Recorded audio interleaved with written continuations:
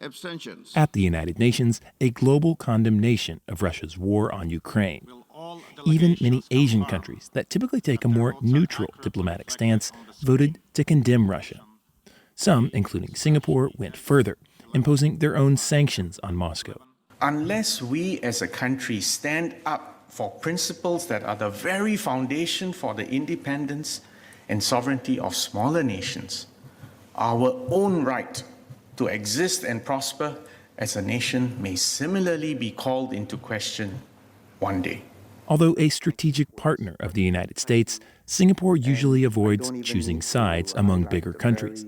The last time it had imposed unilateral sanctions on another country was 44 years ago. In terms of consistency, it wants to make its principles clear. And one of the principles is it holds the idea of sovereignty very seriously. It does not want to see the world descend into the law of the jungle, where the might means right. The situation is tricky for many Southeast Asian countries, which have strong military and diplomatic ties with Russia.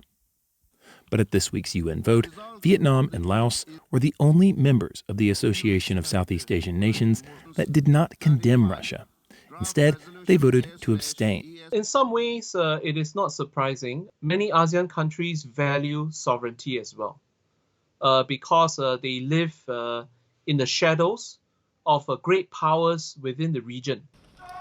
The loudest critics of Russia have been U.S. allies, such as South Korea and Japan, which have both seen anti-war protests.